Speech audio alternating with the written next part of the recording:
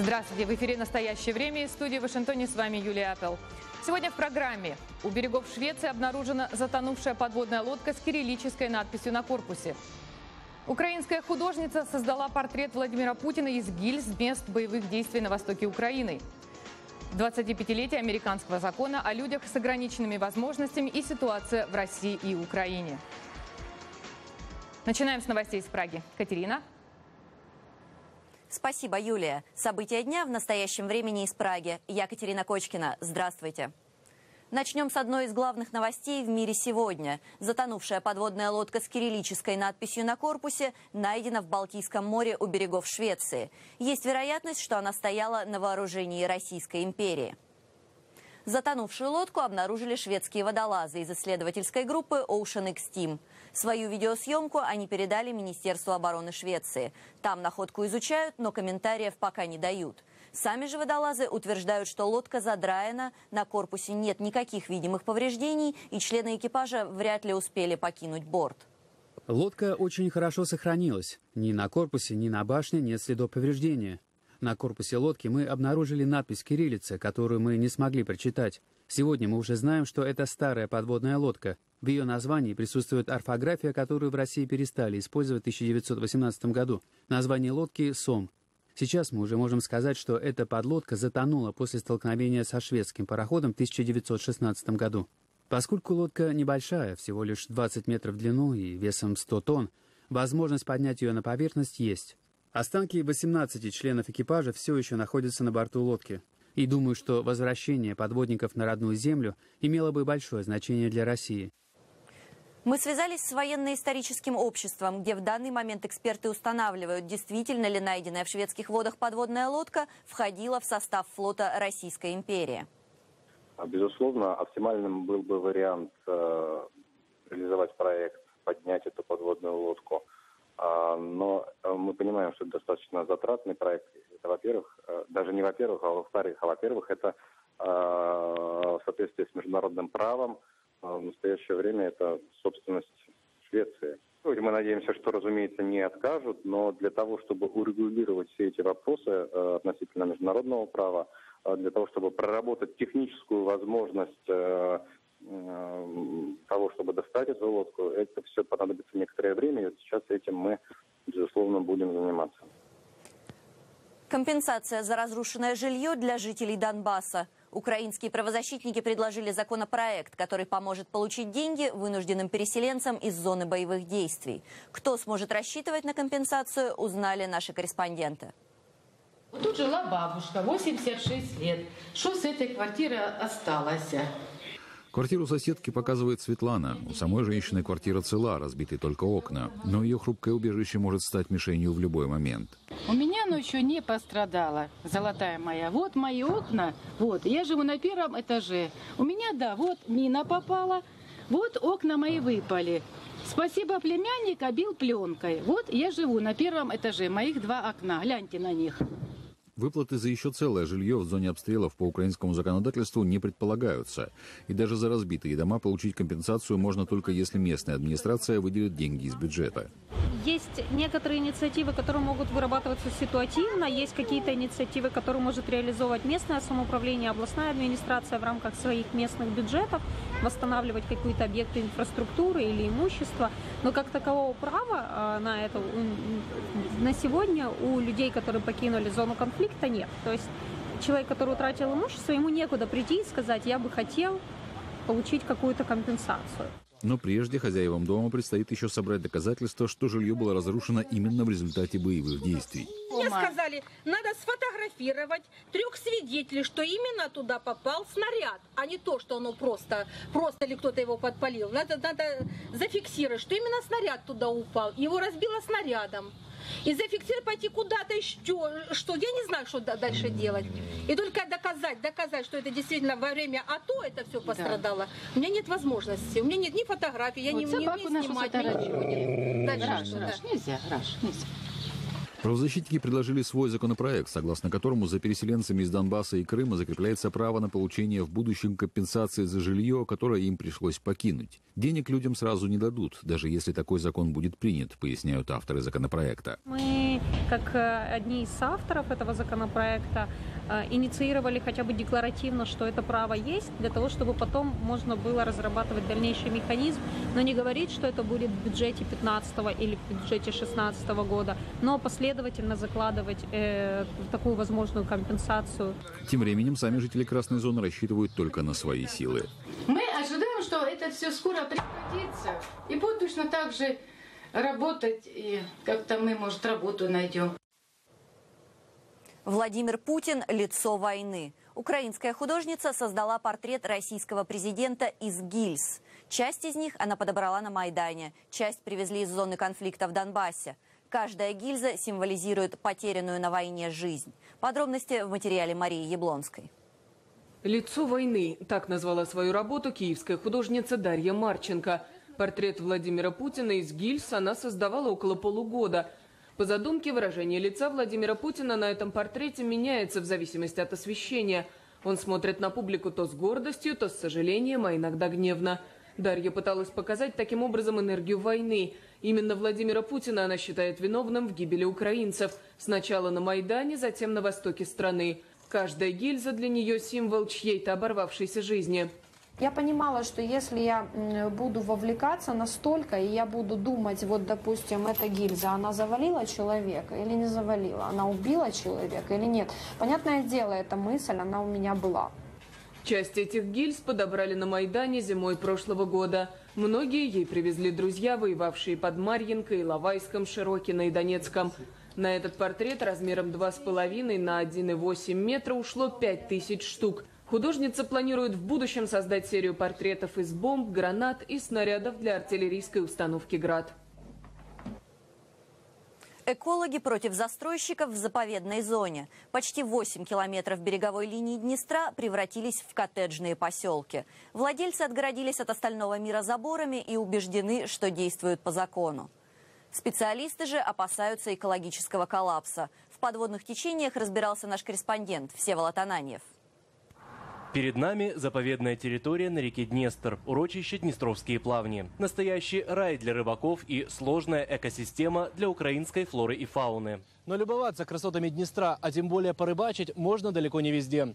Сейчас мы все еще находимся в заповедной зоне, но дальше не пройти. Начинается частный коттеджный поселок. Элитным жильем застроена почти вся 8-километровая береговая зона Нижнеднестровского национального парка. Экологи бьют тревогу. Варварское отношение к природе грозит обернуться большой бедой. Причем не только для Украины. Ведется капитальная застройка уникальных заповедных земель, не просто каких-то земель бросовых, а заповедных земель, что является резервом для планеты в целом, для биосферы.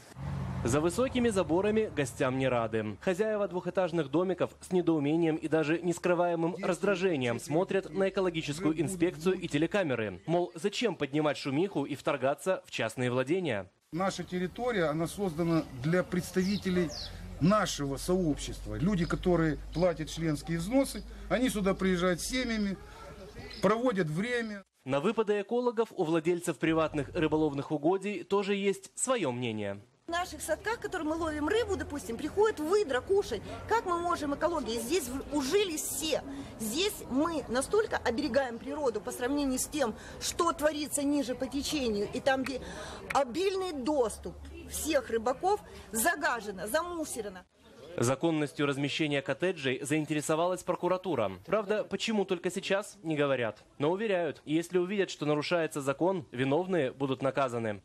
В ближайшее время будем проводить тут очень активное следственное действие и сможем проинформировать буквально, я думаю, через неделю всех, кто к нам обратится. Тем временем река Днестр снабжает питьевой водой как Украину, так и Республику Молдова. Экологи утверждают, что продукты жизнедеятельности богачей из Днестра – угроза не только экологии, но и здоровью людей. Сегодня там очистных сооружений нет. Там есть выгребные какие-то колодцы. Но представьте себе, начнется сильнейший паводок. Эта вода будет заливать эти колодцы. И все это, что находится там, оно будет вытекать опять в Днестр. Все эти проблемы, по заверениям специалистов, ведут к истощению генетических ресурсов планеты. Однако их мнение до сих пор не было услышано. Ежегодно на Днестре строят десятки новых приватных коттеджей. Всеволод Ананьев, Сергей Гончаренко. Настоящее время. Одесса. Передаем слово коллегам в Вашингтоне. В США продолжают обсуждать соглашение по иранской ядерной программе. Юля, эфир ваш. Спасибо, Катя. Комитет по международным отношениям Палаты представителей США в эту минуту проводит слушания, посвященные иранскому ядерному соглашению. Свидетелями выступают госсекретарь Джон Керри, министр финансов Джек Лью и министр энергетики Эрнест Монец. В здании Палаты представителей находится наш корреспондент Роман Мамонов. Он сейчас с нами на прямой связи. Роман, приветствуем и ждем подробностей. Да, Юлия, приветствую. Слушания начались буквально 20 минут назад, но температура там явно повышается. Можно предполагать, что слушания сегодня будут не менее жаркими, чем дискуссии на прошлой неделе в Сенате, в Верхней Палате Конгресса. Тон этой дискуссии задал глава Комитета по международным отношениям Эд Моррис, республиканец от Калифорнии, который в духе республиканцев, конечно же, заявил, что достигнутое соглашение ставит под угрозу безопасность как Соединенных Штатов, так и партнеров в регионе, в первую очередь Израиля. Он напомнил, что Белый дом возмутительно позволил Совету Безопасности ООН проголосовать по резолюциям, связанным с этим соглашением, до того, как, видите ли, Конгресс проголосовал. Так что республиканцы явно намерены дать бой представителям администрации. Впрочем, демократы тоже не стоят в стороне. Представитель Демократической партии, второе лицо в комитете, Элиот Энгель, заявил, что все равно дипломаты, конечно, проделали большую работу, но и у демократов в Нижней Палате тоже много вопросов. Например, что произойдет через 10 лет, когда соглашение истечет, или через 15 лет, когда истекут даже дополнительные ограничения. Джон Керри, взяв слово, заявил, что, конечно, в рамках этих слушаний он рассчитывает развеять многие заблуждения и даже ложь, которая звучит в отношении этого соглашения с Ираном. Он сказал, что сейчас по телевизору, как он говорит в рекламе, много неточностей и много передергиваний. Так что в рамках сегодняшних слушаний мы рассчитываем как раз услышать, как Белый дом рассчитывает защищать это соглашение. Отмечу, что в Нижней Палате Американского Конгресса у республиканцев 246 мест, это больше, чем половина, а это значит, что они способны пустить под откос эту сделку, но вот в Сенате все будет не так просто. Посмотрим. Юля. Спасибо. Из Палаты представителей наш корреспондент Роман Мамонов. Тем временем на следующей неделе Джон Керри посетит Египет и регион Персидского залива для переговоров о ядерном соглашении с Ираном и борьбе с боевиками Исламского государства. Президент Турции Реджеп Таyyip Эрдоган пообещал продолжать кампанию против боевиков Исламского государства и курдских повстанцев в Сирии и Ираке, в то время как члены НАТО собрались на экстренное заседание, посвященное этому вопросу. «В нашей борьбе против терроризма не будет ни шагу назад», заявил он. «Это длительный процесс, и он будет продолжаться с той же решимостью». Эрдоган также выразил уверенность в принятии необходимых мер со стороны лидеров Альянса. В понедельник США заявили, что вместе с Турцией разрабатывают план действий для освобождения Северной Сирии от боевиков ИГИЛ. Такая кампания ознаменовала бы существенную активизацию роли Анкары в борьбе с боевиками в регионе. Россия пообещала наложить вето на резолюцию по малазийскому авиалайнеру, сбитому в небе над Украиной в июле прошлого года. Документ предусматривает создание международного трибунала по расследованию крушения. «Мы будем голосовать против, в этом у меня сомнений нет», заявил постоянный представитель России в ООН Виталий Чуркин. По словам Чуркина, за резолюцией стоит, цитата, «явная попытка создать еще один очаг конфронтации, который мог бы иметь очень далеко идущие последствия для международных отношений». Конец цитаты. Проект резолюции был внесен в Совет безопасности ООН Малайзии. Голосование намечено на среду. Серьезная озабоченность на Западе вызвала новая военно-морская доктрина России. Она, среди прочего, предполагает активную модернизацию российского военно-морского флота и расширение его потенциала от Арктики до Антарктики. Кроме того, становится перманентным военное присутствие РФ в Средиземноморье. Пресс-секретарь Госдепартамента Джон Кирби подчеркнул, что у США есть собственная стратегия, включающая военно-морской компонент, и что нет оснований для превращения морского пространства в арену конфликта. Между тем, Москва продолжает нарушать соглашение о контроле над вооружениями, вновь представляя собой стратегическую ядерную угрозу Америке и ее союзникам. Продолжение темы в материале Вадима Алиничева. Соединенные Штаты и Советский Союз подписали договор о ликвидации ракетных арсеналов в декабре 1987 года. Соглашение запрещает разработку, производство, испытание и развертывание ракет средней и малой дальности. В соответствии с договором стороны ликвидировали пусковые установки и ракеты наземного базирования с радиусом действия от 500 до 5500 километров. Однако в последних докладах правительства США прямо говорится, что Россия нарушает достигнутые соглашения. Так, Госдепартамент уже не раз указывал на то, что, например, испытания ракетных комплексов «Искандер» квалифицируются как нарушение договора. Однако ни одна проверка не предоставляет исчерпывающей информации, и на сбор фактов часто требуются годы. В конце концов, в Пентагоне сделали вывод. Принятие Москвой новой военно-морской доктрины и разработка новейших ракетных комплексов вновь ставят под угрозу европейскую безопасность. Инфраструктура многих стран Евросоюза, учитывая их близость к российским границам, потенциально может быть уничтожена в считанные минуты. Поэтому НАТО и разрабатывает планы установки систем противоракетной обороны в Восточной Европе. Среди экспертов на Западе есть мнение, что эффективным сдерживающим фактором для России было бы размещение в Европе новой модификации ракет средней дальности «Першинг», ликвидированных Америкой в начале 90-х в рамках договора. Однако часть специалистов считает, что такой шаг был бы эскалацией напряженности. Поэтому найти европейское государство, которое согласится разместить у себя на территории такие вооружения, будет затруднительно. Более того, новая гонка вооружений на границах Восточной Европы только усилит нервозность в верхних эшелонах власти, а это может привести к непредсказуемым последствиям. Соответственно, правы те, кто говорит, что вопрос о соблюдении договора – это вопрос не военный, а политический, и ответ на него тоже должен быть политическим. Кризис выходит на более серьезный виток. На смену спорам и претензиям пришли реальные угрозы применения контрмер военного характера, включая размещение вооружений. Пока что русские нигде не установили те вооружения, которые они разрабатывают, и Америка в ответ тоже не увеличивает своего присутствия на передовых рубежах. Но кризис однозначно развивается в более опасном направлении. Разрешением ситуации с договором о ликвидации ракет средней и малой дальности должно стать четкое определение его рамок. Но различие в подходах к проблеме в Вашингтоне и Москве делает этот процесс весьма сложным. Как сказала консультант Конгресса США по вопросам ядерных вооружений Эми Вулф, договор – это сундук, в который нельзя запихивать все подряд. Сначала надо разобраться, какие ракеты в него помещаются, и затем закрыть сундук на замок. Все же, что в него не поместилось, должно быть предметом для других дискуссий. Вадим Оленичев, Андрей Дегтярев. Настоящее время. Вашингтон.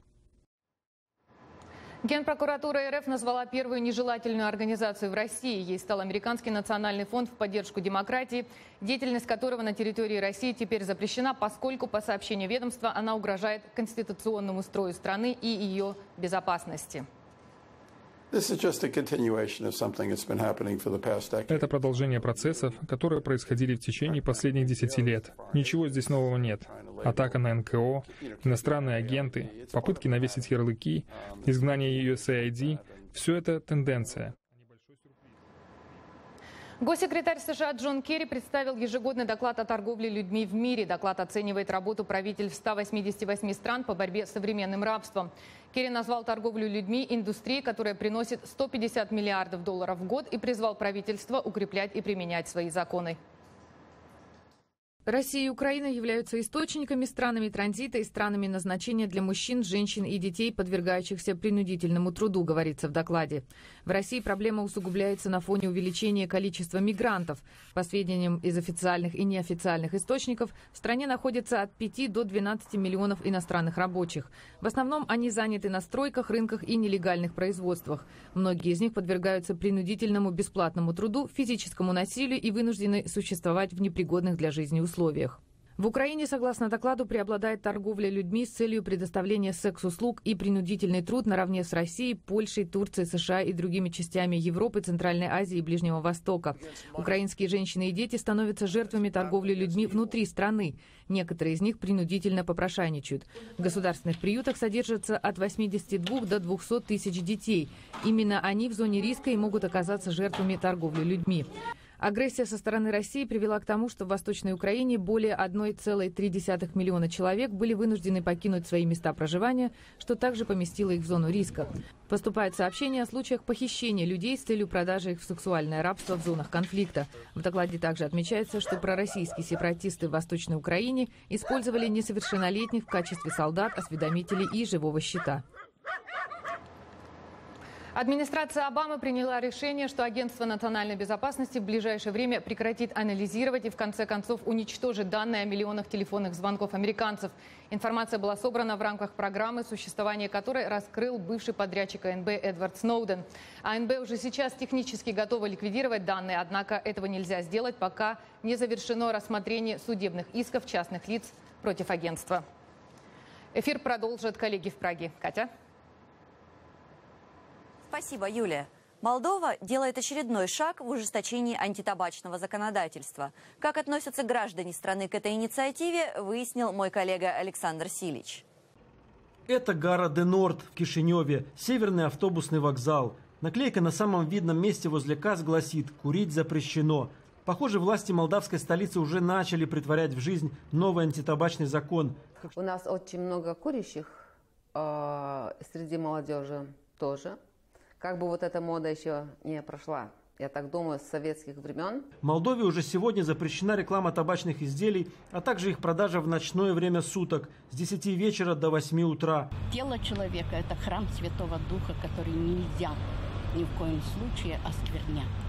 Кстати, осквернение организма в общественном месте и нарушение правил торговли сигаретами теперь обойдутся в копеечку. Штрафы составляют от 50 до 500 евро в местной валюте. Также в стране введут запрет на продажу ароматизированных сигарет и на стимулирование производства табака. Табачная промышленность работает в очень узком, дешевом спектре сигарет. Те, кто курит дешевые сигареты, если они завтра пропадут, они начнут курить траву, просто вот сушеные листья. Ужесточение антитабачного законодательства, по мнению коллег-журналистов, связано и с тем, что официально Кишинев активно смотрит в сторону Брюсселя. И сближение каких-то основ законодательства, каких-то правовых норм с европейскими, наверное, это один из шагов на этом направлении. А чтобы шагать в направлении ЕС по-настоящему семимильными шагами, до 2020 года в Молдове хотят довести цены на табачные изделия до средних по Евросоюзу. Пока что пачка Мальборо или Кэмела здесь стоит около 1 евро. Когда же она будет стоить 5, как в Германии или Бельгии, тогда вкупе со штрафами курение может стать для граждан страны, чьи экономические успехи пока невелики, непозволительной роскошью. Александр Силич, в настоящее время Молдова. В России под угрозой закрытия оказался Центр адаптации и обучения беженцев. Место, где люди могут бесплатно получить психологическую помощь и уроки русского языка, городские власти выселяют из здания в центре Москвы. С подробностями моя коллега Беата Бубенец. 30-летняя Рена живет в России уже год. Вместе со своим мужем и 2 детьми она бежала от войны в Сирии. Вспоминая о пережитых ужасах, улыбчивая Рена еле сдерживает слезы. От ее родного городка Алеппо остались одни руины. Здесь, в России, они с семьей надеются начать новую жизнь.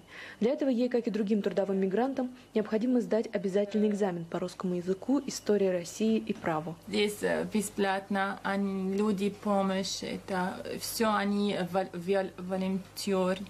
В соседней комнате с ее детьми, 4-летней Марикой и 7-летним Жадом, занимается волонтер Ася. В игровой форме она учит их русскому языку. Центр адаптации и обучения детей-беженцев стал для многих единственным местом, где можно получить бесплатное обучение русскому языку и психологическую поддержку. Нет другого места, потому что очень дорого. За 19 лет существования организация помогла адаптироваться к жизни в России более чем 1000 детям из Сирии, Конго, Украины и других стран. Потому что детям важно общаться, они учат друг друга, учат русскому языку. Может так получиться, что в сентябре Рене, Жаду, Марике и остальным 73 подопечным центра будет негде заниматься. Департамент городского имущества города Москвы прислал письмо с уведомлением о выселении центра. Все равно каждый раз ответ всегда один и тот же. Мы имеем право по договору без объяснений, в одностороннем порядке расторгнуть договор. Связаться с замом руководителя департамента городского имущества Прохоровым Александром Владимировичем, от чьего имени было первое письмо, не удалось. Это вот Впрочем, и от пресс-службы ответа тоже пока нет. Светлана Ганушкина, председатель комитета помощи беженцам «Гражданское содействие», который недавно включили в реестр так называемых иностранных агентов, связывает выселение центра с определенным трендом со стороны государства в отношении неправительственных организаций. Гражданскому обществу сейчас нелегко. Но в данном случае я думаю, что кто-то из чиновников хочет быть в этом тренде, так сказать. Волонтеры продолжают надеяться, что чиновники передумают выселять центр и сохранят за ним помещение на Долгороковской, 33, ставшее для многих вторым родным домом. Беата Бабинец, Москва, настоящее время. И вновь время передавать эфир в Вашингтон. Коллеги расскажут о том, как живут в разных странах люди с ограниченными возможностями. Юля, вам слово. Спасибо, Катя. Свыше миллиарда человек в мире, детей и взрослых, имеют ограниченные физические и умственные возможности. Раньше таких называли инвалидами. Общество ограничивало их возможности жить вместе со всеми, быть такими же, как все. 25 лет назад в США был принят закон, запрещающий дискриминацию этих людей при приеме на работу, при пользовании общественным транспортом и так далее. Юбилею исторического акта была посвящена конференция, на которой выступили правозащитники, которые изучали ситуацию в России и Украине. Репортаж Александра Панова. В США этот закон, подписанный Джорджем Бушем-старшим, а затем модифицированный, подписанный Джорджем Бушем-младшим, называют историческим документом. Президент, члены Конгресса, кандидаты в президенты на будущих выборах – все горды тем, что Америка в этом вопросе среди мировых лидеров. Именно этот закон позволил 19-летнему Бену Сандерману из Техаса с синдромом Дауна получить работу в отельном бизнесе. Местная сеть гостиниц приняла на работу сразу 11 человек с ограниченными возможностями. Мать сняла своего сына на телефон. К 21 году Бен Сандерман хочет сделать 3 вещи: получить работу, стать сильным и найти себе подружку. Работа у него уже есть. В России 13 миллионов человек, примерно 9% населения имеют ограниченные способности. Это официальная статистика. Андреа Мазарина, работавшая в правозащитной организации Human Rights Watch, провела 123 интервью в разных концах страны. Информация легла в основу доклада правозащитников с говорящим заголовком «Барьеры повсюду. Отсутствие доступности для людей с ограниченными возможностями в России». Барьеры начинаются с роддома, где медсестры уговаривают мам отказаться от больных детей. Те, кто этого не делает, превращают свою жизнь в ежедневную борьбу. Сейчас мы живем в узкой квартире с узкими коридорами. Вот сама даже комната узкая. Вот вы можете обратить внимание, что негде даже на коляске проехать. Для инвалидов парковку человек ставит Миллионы людей в России лишены возможности адаптироваться в общество, отдать ему свои способности, отмечает исследователь, подготовивший фильм, кадры из которого вы видите. Такие вот частные предприниматели. И когда я вижу, что доступа не будет, я им говорю: ребята, вот на коляске надо делать. Мы все знаем, мы сделаем. Я приезжаю, все не сделано. Россия должна исполнять собственные федеральные законы, предписывающие, чтобы вся инфраструктура была доступна для таких людей. Я разговаривала с Марией, молодой женщиной из Сочи, которая месяцами не может выйти из дома, в городе, где прошли Паралимпийские игры. В течение 20 лет американские и российские общественные организации сотрудничали в этой сфере. Американцы рассказывали, как бороться за свои права, помогали со специальным оборудованием. Сейчас все стало хуже, как говорят правозащитники, из-за паранойи в отношении иностранных организаций. Международные правозащитники отмечают, что принятый в России закон об иностранных агентах резко осложнил работу общественных организаций, занимающихся защитой прав людей с ограниченными возможностями, их сотрудничество с западными неправительственными организациями. А принятые в России ранее законы, защищающие права этих людей, реализуются плохо. Я опрашивала многих, почему это так. Американцы считают, что дело в коррупции. Я думаю, все сложнее. Проблемы с реализацией подобных законов остаются и в США, и в Западной Европе. После принятия закона об иностранных агентах для российских общественных организаций стало гораздо сложнее получать иностранную помощь.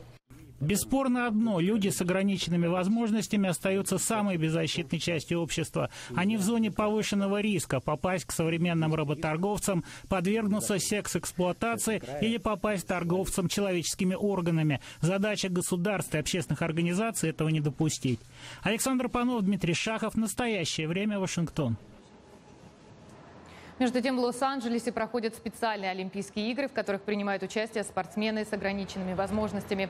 В этом году соревнуются более 6,5 тысяч атлетов из 165 стран мира, в том числе Грузии, Литвы, Молдовы, России и Украины. На этом наша передача подошла к концу. Спасибо, что были с нами. Мы благодарим коллег в Праге и прощаемся с вами до завтра. Мы благодарим коллег в Вашингтоне и всех наших зрителей. Смотрите нас в эфире своих национальных телеканалов. В настоящее время Катерина Кочкина. Всего доброго и до свидания.